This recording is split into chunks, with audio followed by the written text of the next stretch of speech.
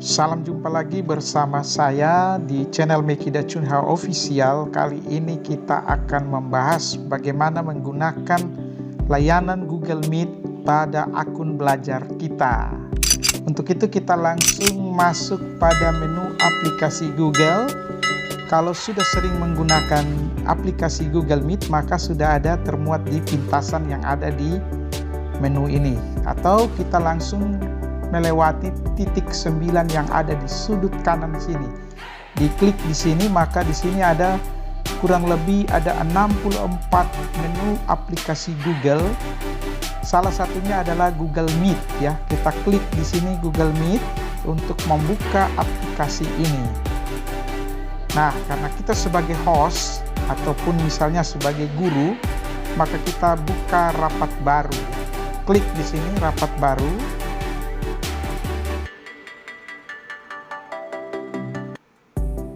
Nah, saat membuka rapat baru ini ada pilihan, yaitu buat rapat untuk nantinya ya, atau mulai rapat secara langsung ya, instan, atau kita menggunakan melalui Google Calendar ya. Contoh kita masuk rapat instan ya, mulai rapat instan. Klik mulai rapat instan. Maka kita menunggu proses untuk membuka rapat instan ini.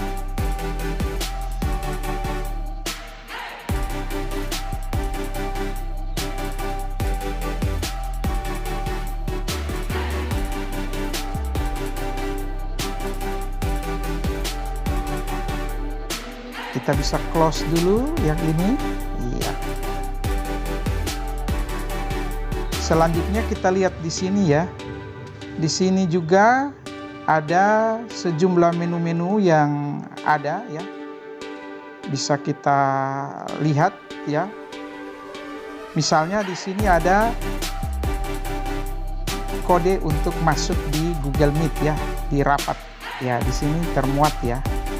Di tampilan layar, kemudian di sini ada menu untuk mikrofonnya, untuk videonya atau kameranya, kemudian ada raise hand-nya untuk yang mau bertanya saat rapat, kemudian yang berikut ini adalah untuk share screen, untuk ruang presentasi, kemudian ini untuk opsi lainnya, kemudian ini untuk panggilan langsung pada saat meeting, kemudian yang ini detail rapat, kemudian yang ini adalah menampilkan peserta rapat, kemudian ini untuk chatting ya, kemudian yang ini untuk aktivitas, kemudian yang ini untuk kontrol admin atau untuk host.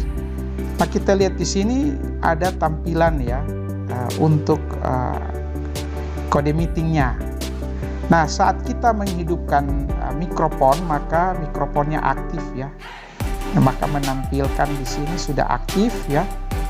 Kemudian yang berikut di sini untuk kameranya.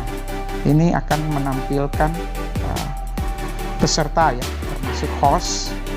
Kemudian di sini untuk peserta yang mengangkat tangan ya. Dia bisa klik di sini raise hand. Kemudian yang berikut untuk presentasi. Nah, kita lihat pada share screen ini ya. Kita klik di sini, maka di sini ada pilihan. Pilihan pertama untuk seluruh layar Anda ya, ini akan terekam. Pilihan yang kedua ini adalah jendela, dan pilihan yang ketiga ini tab ya. Ini saat misalnya kita membuka web browser, maka kita bisa menampilkan. Kita mulai dari kita mengklik di sini seluruh layar ya, maka dia akan menampilkan merekam seluruh layar yang ada di PC kita atau di laptop kita ya.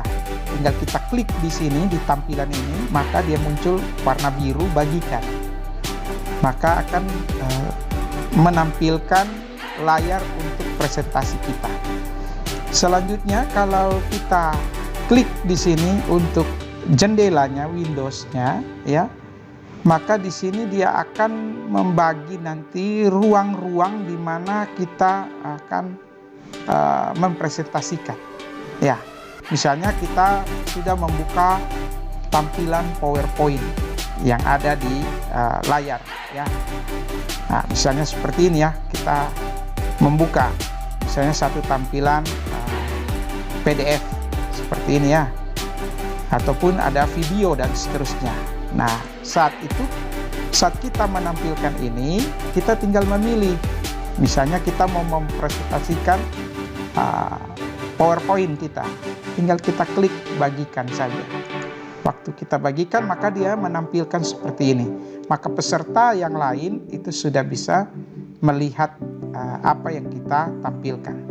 Tinggal kalau kita sembunyikan, bisa kita klik sembunyikan, ataupun kita menyelesaikan untuk presentasi, tinggal kita klik hentikan presentasi. Seperti ini ya.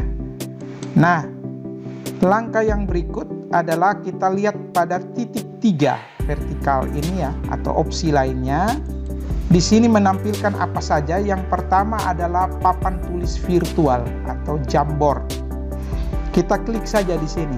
Pada Jamboard ini adalah papan yang kita gunakan nanti untuk menulis, menggambar ya, menjelaskan secara langsung ya kepada peserta rapat. Nah, Jamboard ini bisa saja kita sudah menyiapkannya di Drive. Tinggal kita klik di sini Drive, maka tinggal kita masukkan di meeting ini. Atau yang baru, kita masih buat papan baru ya, kita klik di sini saja, mulai baru. Apa yang ada di Jamboard ini? Kita lihat yang pertama di sini adalah untuk menulis ya, untuk menggambar ya, untuk menampilkan tulisan kasar kita ya, ataupun kita membuat catatan ya, seperti ini ya. Di sini ada ya untuk sticky note ya, untuk menulis ya. Misalnya kita di sini kita memilih di pena ini mau gunakan pena yang mana. Kalau misalnya stabilo ya seperti ini ya, atau kita gunakan spidol ya untuk menulis ya, seperti ini ya. Tinggal kita memilih pena yang akan kita gunakan ya. Ada pena, ada spidol, ada stabilo, ada kuas. Kemudian ada warna yang akan kita pakai ya. Selanjutnya di sini ada submenu lain untuk hapus ya, penghapus. Kemudian di sini kita bisa pilih ya, di sini. Nah, kemudian yang berikut di sini ada sticky note. Nah, kita bisa gunakan untuk mengetik sesuatu ya, misalnya ini ya. Nah, kita bisa warnai dia, dan juga kita bisa hidupkan untuk tak satu pun ya. Nah, kemudian kita coba simpan. Nah, ini sudah menampilkan seperti ini ya. Nah, kemudian ada juga tampilan gambar. Kita bisa mengupload gambar untuk dimasukkan di Jamboard ini. Kemudian ada tampilan seperti ini untuk ruang. Ya, misalnya bangun ruang. Di sini ada lingkaran dan seterusnya. Ini untuk guru matematik misalnya ya, menggunakan ini ya. Nah, tinggal digambarkan seperti ini ya. Kemudian ada kotak teks. Ya, kotak teks ya. Ini tinggal kita ketik misalnya untuk buat bagan ya. Ya. Dan seterusnya. Kemudian di sini untuk laser, untuk penjelasan ya, dan seterusnya. Nah, dia bisa hilang ya, seperti ini. Nah, ini menu-menu yang ada di Jamboard. Nah, Jamboard ini kita bisa beri nama misalnya. Untuk pada saat ini kita bisa ganti nama, misalnya ini untuk penjelasan apa gitu ya, materi apa yang kita mau sampaikan, kita bisa ganti di sini nama dan juga waktu yang kita pakai ya. Nah, kemudian kita bisa pindah ke halaman yang lain, halaman baru dan seterusnya, tinggal diklik di sini saja ya. Untuk halaman kedua, ketiga dan seterusnya. Kemudian di sini ada menu-menu yang lain untuk zoom ya. Kemudian untuk terap tetapkan latar belakang ya, kalau kita mau gunakan papan warna apa ya, seperti itu. Kemudian ada untuk menghapus frame. Nah, ini Jamboard yang ada di menu lainnya ya. Kemudian kita lihat lagi ada menu untuk merekam ya. Jadi untuk Google Suite atau Google for Education ini ada untuk bisa merekam rapat ya. Tinggal diklik di sini ya. Maka kita tinggal klik mulai merekam ya. Kita klik di sini mulai, maka di sini akan menampilkan di sudut kiri ini adalah menampilkan rekaman dimulai ya. Jadi ya seperti ini. Nah, nanti hasil rekamannya ini akan tersimpan di Google Drive. Ya, kita bisa mengambilnya di situ ya, video hasil rekaman rapat kita. Kemudian kita tinggal berhenti di sini ya untuk merekam. Ya. Kemudian yang berikut kita lihat lagi opsi yang lain, itu adalah mengubah tata letak ya. Nah, di dalam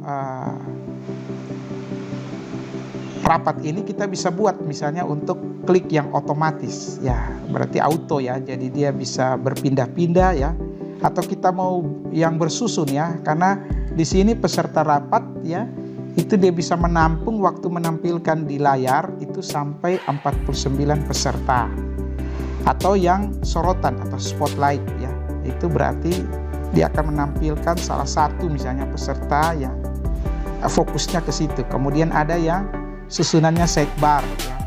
Misalnya di sini sementara ruang presentasi di tengah, kemudian di sebelah kanannya ini adalah peserta rapat ya, menampilkan ya tampilan peserta rapat. Nah, di sini kalau kita lihat ya, saya kembali ke tata letak tadi. Kalau kita maksimalkan di sini ya, ini kita bisa lihat kalau misalnya sudah ada peserta yang masuk di room ini, dia bisa ditarik sampai berapa ya. Di sini ukurannya untuk kotak ini ya, kita bisa lihat nanti dia munculkan peserta sampai 49 ya. Selanjutnya kita lihat lagi di ada tampilan untuk layar penuh ya, bisa ya kita kemudian mengubah background atau latar belakang dari tiap peserta ya. Nah, seperti ini ya. Ini kita tinggal memilih kita mau pakai yang mana ya. Kita hidupkan dulu kameranya supaya kita bisa mengubah tampilan latar belakangnya seperti ini ya. Nah, kita juga bisa menggunakan buramkan ya. Jadi kita buramkan di bagiannya ya, ini mirip efek bokeh ya. Jadi tampilan belakangnya buram, atau kita klik yang ini untuk ya, ini yang efek bokehnya ya, nampak ya di belakang betul-betul buram, sangat buram ya. Nah, khusus di Google Suite for Education ini untuk membuat latar belakang sendiri ini kita harus menginstal lagi aplikasi, misalnya untuk Perfect Cam. Baru kita bisa mengkoneksikan, misalnya kita mau mengganti latar belakang yang tidak ada di sini ya, karena ini template yang disiapkan untuk latar belakang dari aplikasi Google. Tapi kalau di akun pribadi ya, di sini kalau kita buka ini pada akun pribadi ya, Google Meet ya, maka di sini ada menampilkan latar belakangnya, kita bisa upload. Nah, ini ada tanda plusnya, kita bisa upload di sini ya latar belakang yang ada. Kita bisa ambil dari laptop kita atau PC kita ya untuk mengambil latar belakang. Nah, seperti ini. Yang berikut kita lihat untuk menu yang lain ya. Misalnya di sini untuk teks ya. Misalnya saat kita berbicara ada teks yang menampilkan di layar ya. Misalnya ini ya. saat kita berbicara itu nanti yang telah diaktifkan ini yang bahasa Inggris. Misalnya good morning. Ya, saya kasih hidup mikrofon dulu. Good morning. Ya, maka ini dia menampilkan teks. Ya, seperti ini ya. Dia diterjemahkan langsung ke bahasa Inggris misalnya, karena kita memilih teks bahasa Inggris. Kita tinggal memilih, di sini disiapkan hanya ada bahasa Jerman, Portugis, Prancis, Spanyol ya. Pada Spanyol untuk Meksiko ya, tinggal kita klik dan kita terapkan. Saya kembali nonaktifkan. Saya kembali ya. Jadi tidak lagi tampil teks. Kemudian yang berikut ini ada untuk menggunakan ponsel ya. Jadi saat rapat kita bisa menelepon langsung peserta dari luar ya. Nah, ini masih terbatas untuk negara Amerika ya. Saya tutup dulu, kita kembali. Kita lihat di sini, ini masih dibatasi untuk Amerika ya. Sehingga kita bisa menghubungi pembicaraan dari peserta yang ada di luar ya. Seperti ini. Kemudian yang berikut kita lihat lagi, ada di sini menu untuk laporkan masalah, kemudian laporkan penyalahgunaan, pemecahan masalah, dan bantuan ya. Seperti ini ya. Kita klik di sini, kita bisa lihat di sini untuk pemantauan settingan untuk pemecahan masalah. Seperti ini ya. Kemudian kita lihat opsi lagi, opsi lain adalah setelan gear ya. Ini kita lihat di sini dia bisa mengatur untuk mikrofon kita ya. Karena ini masih settingannya default, kita tinggal memilih untuk misalnya komunikasi dari mikrofon, dia sudah connection Smart Audio HD ya. Ataupun di sini untuk mikrofon saja ya. Dan ini mikrofon dan komunikasi dan mikrofon. Kemudian di sini untuk speakernya, ini ada yang komunikasi speakernya, ada speakernya. Ya tinggal pilih. Kemudian untuk videonya, kita lihat di sini sama juga videonya. Ini kita tinggal memilih, ini karena dari laptop ini masih webcam ya, VGA ya. Kemudian untuk resolusi pengirimannya, ini dia kita masih gunakan yang misalnya 720p atau 360 ya. Ini masih standar. Kemudian untuk resolusi penerimaannya ini juga sudah 720, 360 ya. Dan ada yang 360 satu video dalam satu waktu. Kemudian ada yang untuk mengontrol hanya audionya saja. Kemudian yang berikut untuk kontrol penyelenggara. Jadi di sini host bisa mengatur misalnya untuk kalau kita hidupkan di sini bagikan layar, berarti peserta rapat yang lain bisa menggunakan ruang untuk membagi presentasi. Untuk ruang rapatnya dia bisa share screen ya. Kemudian dia juga bisa, kalau kita aktifkan tombol ini maka dia bisa chatting ya. Kemudian juga ada akses cepat, kalau kita hidupkan ini ya, maka dia aktif untuk akses rapat. Kalau kita nonaktifkan maka yang akan terjadi adalah di sini hostnya harus bergabung terlebih dahulu. Artinya kita membatasi jangan sampai ketika kita sudah mengirim kode meetingnya, tapi peserta lain yang masuk duluan. Jadi kita bisa nonaktifkan di sini, maka hostnya yang bisa masuk ya. Kemudian di sini hanya peserta yang diundang oleh penyelenggara saja yang bisa dapat masuk ya. Kalau kita nonaktifkan, tapi kalau kita aktifkan berarti peserta luar yang mendapatkan kode meeting ini bisa masuk ya. Kemudian di sini siapa saja harus bisa meminta izin untuk bergabung.